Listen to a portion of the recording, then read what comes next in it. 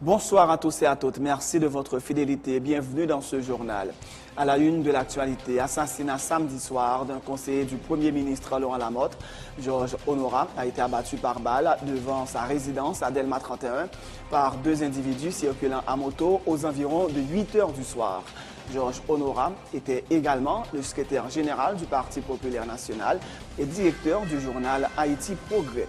La Chambre des députés doit-elle surseoir sur la procédure de la levée de l'immunité des parlementaires Rodriguez Séjour et Nzunaya Bélange Jean-Baptiste suite à leur décision de faire appel de l'ordonnance du juge instructeur Jean-Wilner Morin? Oui, répond Maître Claudie Cassan, à l'instar de l'avocat des deux députés, Maître Carlos Hercule. Pour le député Sorel Jacinthe, la Chambre basse peut toujours donner suite à la demande du juge Morin en formant une commission spéciale pour travailler sur le dossier en attendant une décision de la Cour d'appel. Coup d'État en République centrafricaine, les rebelles du Séléka s'emparent du palais. Le président déchu, François Bozizé, est en fuite. La coalition de l'opposition syrienne, plus que jamais fragilisée, son président Moaz Al-Khatib a annoncé ce dimanche sa démission. De l'actualité sportive, les éliminatoires pour la Coupe du Monde 2014 de football, le Sénégal et le Nigeria ont été tenus en échec samedi respectivement par l'Angola et le Kenya. Le Cameroun s'est imposé face au Togo, tout comme le Burkina Faso face au Niger. Tennis, fin de parcours pour Venus Williams à Miami. L'Américaine a dû déclarer forfait en raison d'une blessure au dos. Madame, Monsieur, restez branchés pour le développement de ces titres et de bien d'autres.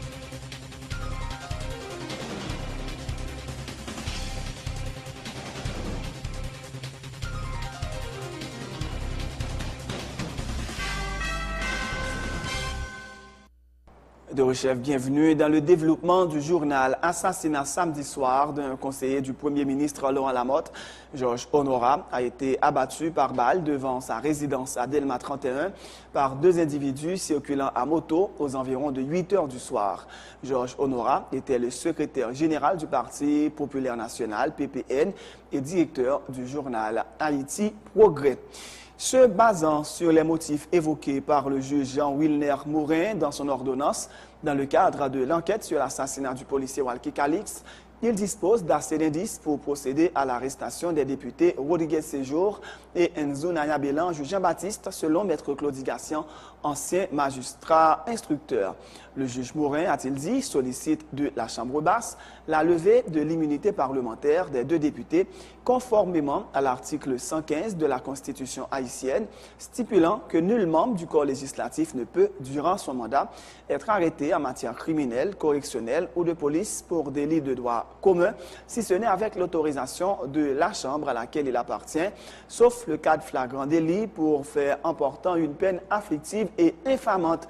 Maître Claudie Cassan est par ailleurs sur la même longueur d'onde que les avocats des deux députés inculpés qui, après avoir fait appel de l'ordonnance, demandent à la Chambre basse de surseoir sur la procédure. Pour Maître Cassan, il ne s'agit pas d'une ordonnance administrative. Maître Claudie Cassan a tenu ses propos à l'émission Sans détour. Le juge attendait les députés comme témoins. Le juge arrive à un point côté que les rendre compte que semble son enquête m'a fait là me rendre compte que nous t'as qu'à participer là-dedans comme complice. Nous t'as qu'à participer par rapport à l'élément de députés là. Oui, nous t'as qu'à participer là-dedans comme complice.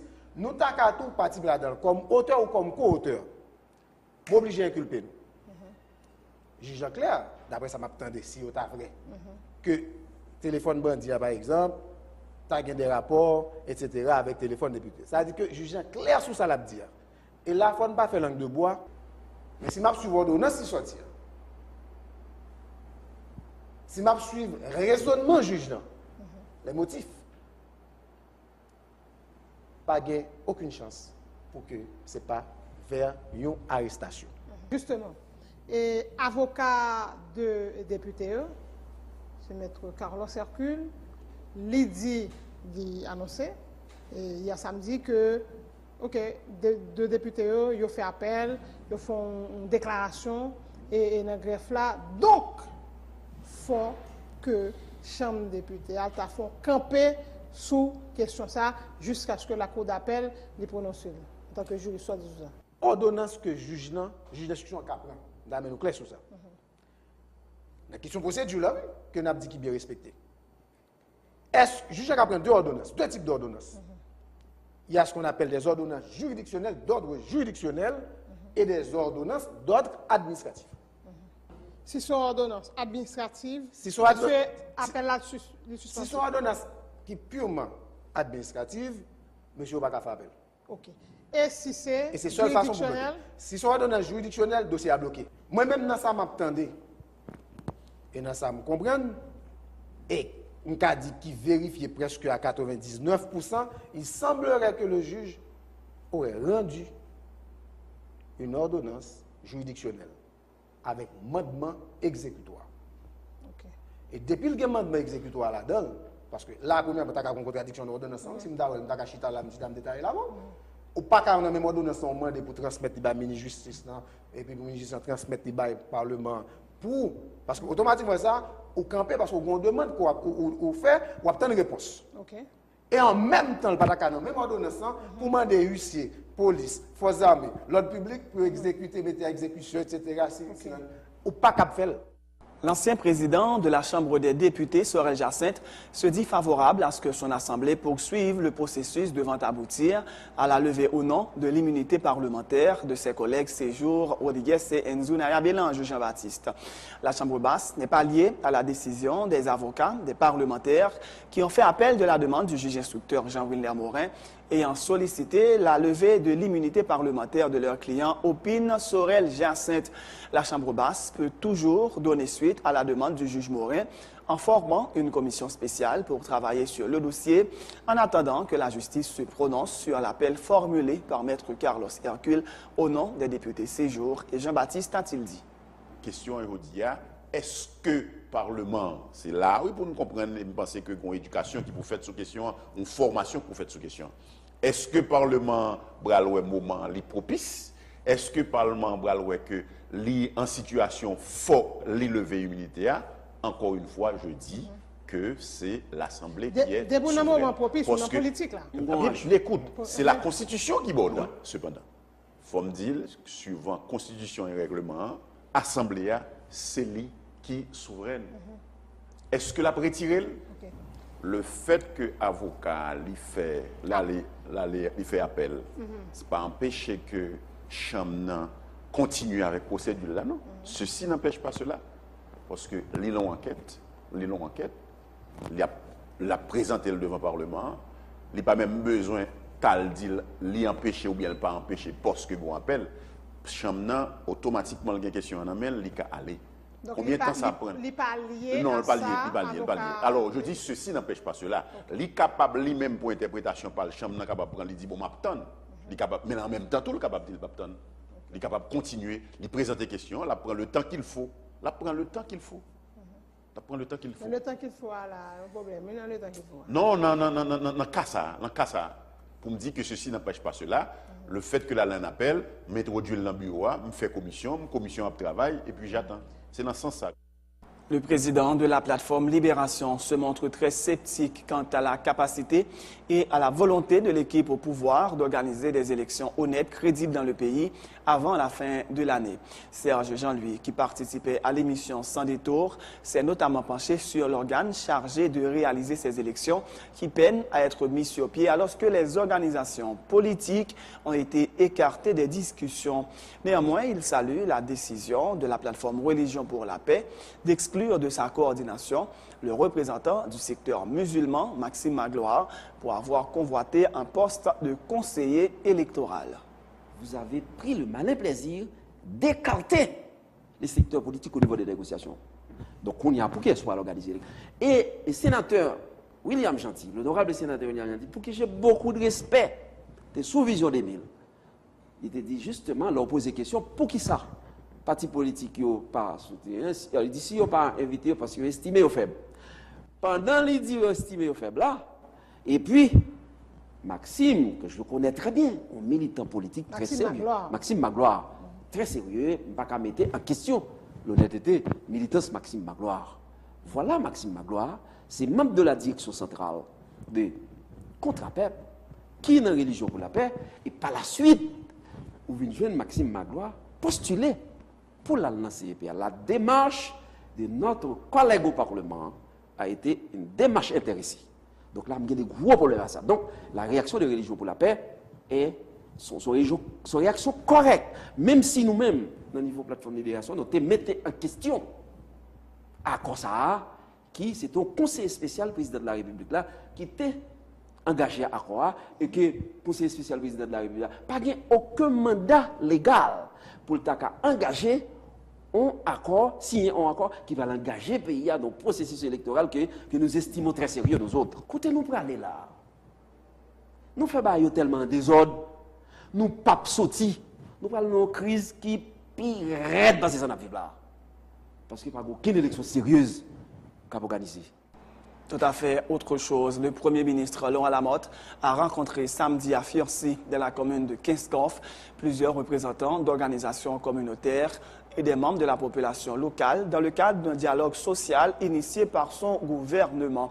Il s'agit pour Laurent Lamotte d'être à l'écoute de la population pour connaître ses besoins réels et identifier des projets capables d'aider le gouvernement à apporter des solutions adaptées à chaque région, a-t-il dit.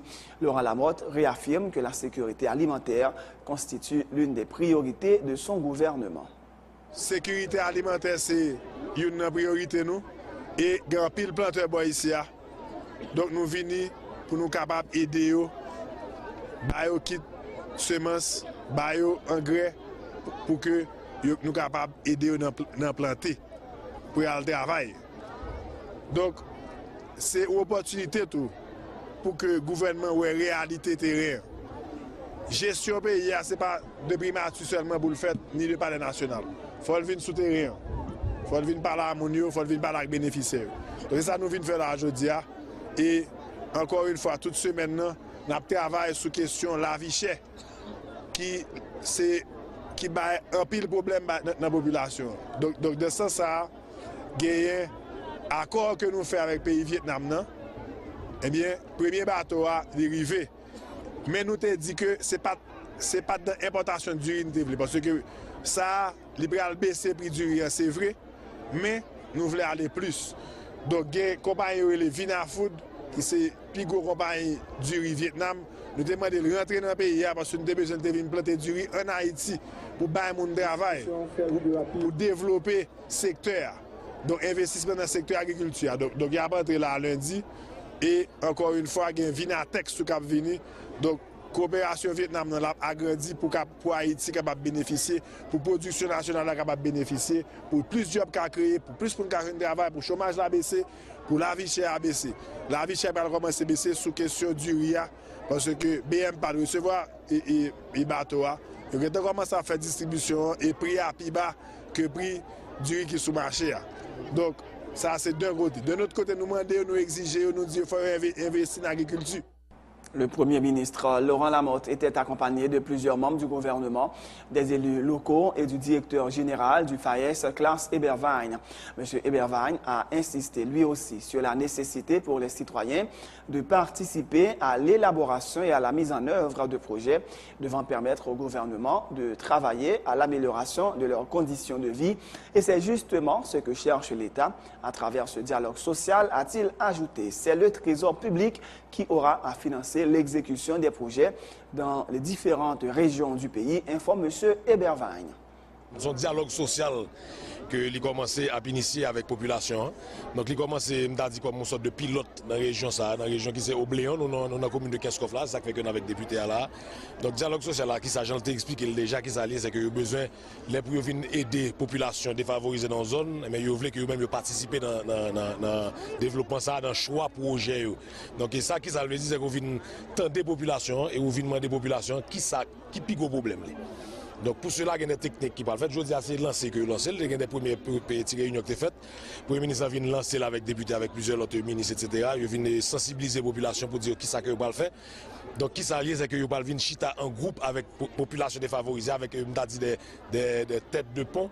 Et vous allez identifier qui plus gros problème. Et avec des méthodes scientifiques, vous allez sortir avec problème. Vous allez venir investir avec Trésor public dans des projets qui pourraient résoudre le problème. En gros, c'est ça. Donc pendant que tu as fait ça, mais tu as tout profité, puisque une grande partie de la population qui est là, et c'est la population qui a un petit problème à cause de sécheresse qui fait passer, mais tu as tout profité, fait des distributions par rapport au programme EDP par assistance sociale que l'administration Matéli Lamotte a lancé, et le ministère des Affaires sociales là, et que FAES a exécuté une grande partie là-dedans. Donc là-dedans, nous venons distribuer des kits alimentaires, des paniers de solidarité, des kits de semences qui sont distribués pour que les gens puissent recommencer à planter avec la pluie, pas commencer à connaître que Haïti se passe une période de 6 mois de sécheresse. Donc en gros, c'est ça que nous tous venons faire là. Le ministère de l'Éducation nationale et de la formation professionnelle dit vouloir s'attaquer à la corruption qui tend à s'infiltrer dans le programme de scolarisation gratuite et universelle. Du 15 avril au 30 mai, une étude sera réalisée sur l'ensemble du territoire national par des étudiants enquêteurs au niveau des écoles bénéficiaires du programme. Leur travail consistera à vérifier que le nombre de bénéficiaires déclarés correspond au nombre réel d'élèves admis dans les salles de classe au niveau de ces institutions, selon le directeur du Bureau d'appui à l'enseignement privé et au partenariat au ministère de l'Éducation nationale, Jean-Wilnor Pierre. Il annonce que par la suite, les listes des écoles participant au programme et celles des bénéficiaires seront affichées dans les mairies et les directions départementales du ministère de l'Éducation nationale et pourront être consultées par toute personne ou entité cherchant des informations sur le PSUGO. Le ministère là, depuis l'année dernière, dans souci pour nous connaître exactement ce qui a passé dans l'école, lancer un gros chantier avec l'université pour nous auditer l'école. Qui principale tâche l'université a gagné dans le cadre de l'audit là? Il a gagné pour contrôler effectif l'école. Dans pile chiffre qu'a parlé, mais le ministère là, payant, nous avons un devoir de vérité pour nous connaître exactement. Et dans ce sens, l'année dernière, l'université a fait un premier exercice avec nous et année ça encore, nous lancer un deuxième exercice côté que nous démarrons le processus enquête et audit là. Nous projeter avec l'université le 15 avril, nous sommes capables de lancer à l'échelle nationale audit dans toute l'école. Mais bien avant de nous arriver là, nous avons gagné une formation que la DAEP a fait pour étudiants qui peuvent participer dans l'audit là.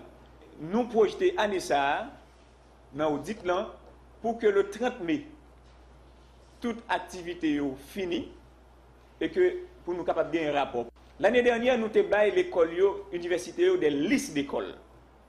Mais année ça, nous allons aller plus loin. Non seulement nous avons baillé une liste d'écoles, mais nous avons baillé des listes d'élèves par classe. Côté que nous ne pouvons pas seulement vérifier est-ce que l'école ça qui est dans le programme, est-ce qu'elle existait, mais nous allons regarder est-ce que si moun sa yo que l'école a déclaré qui sous liste qui dans classe qui bénéficiaire de PSUGO, eh bien étudiants yo pral vérifier effectivement avec liste en main si ti moun sa yo en salle de classe. Dans souci pour lutter contre corruption que nous connaissons qui t'a filer l'école dans programme nan, nous pral font l'autre activité toujours dans logique identification de l'école. Nous avons commencé la semaine dernière, mais nous allons continuer. Nous préparons une liste côté que nous allons afficher dans toute direction départementale toute liste l'école dans le département qui bénéficiaire du PSUGO. Les gens qui prennent l'école là, en dans la commune, eh bien, ou bien mairie. Eh bien, le ministère là a préparé pour chaque maire un cartable qui gagne l'ensemble des écoles de la commune qui bénéficient du PSUGO. C'est la fin de ce journal. Avant de vous quitter, voici le rappel des titres. Assassinat samedi soir d'un conseiller du Premier ministre Laurent Lamotte. Georges Honora a été abattu par balle devant sa résidence à Delma 31. par deux individus circulant à moto aux environs de 8 heures du soir. Georges Honorat était également secrétaire général du Parti populaire national PPN et directeur du journal Haïti Progrès. La Chambre des députés doit-elle surseoir sur la procédure de la levée de l'immunité des parlementaires Rodriguez Séjour et Jean-Baptiste Nzounaya Bélange suite à leur décision de faire appel de l'ordonnance du juge Jean-Wilner Morin? Oui, répond Maître Claudie Gassan, à l'instar des avocats des deux députés, Maître Carlos Hercule. Pour le député Sorel Jacinthe, la Chambre basse peut toujours donner suite à la demande du juge Morin en formant une commission spéciale pour travailler sur le dossier en attendant une décision de la Cour d'appel. Coup d'État en République centrafricaine, les rebelles du Séléka s'emparent du palais. Le président déchu, François Bouzizé, est en fuite. La coalition de l'opposition syrienne, plus que jamais fragilisée, son président, Moaz Al-Khatib, a annoncé ce dimanche sa démission. De l'actualité sportive, les éliminatoires pour la Coupe du Monde 2014 de football, le Sénégal et le Nigeria ont été tenus en échec samedi respectivement par l'Angola et le Kenya. Le Cameroun s'est imposé face au Togo, tout comme le Burkina Faso face au Niger. Tennis, fin de parcours pour Venus Williams à Miami. L'Américaine a dû déclarer forfait en raison d'une blessure au dos. C'est la fin de ce journal. Merci de l'avoir suivi. Bonne suite de programme sur Télé Pluriel.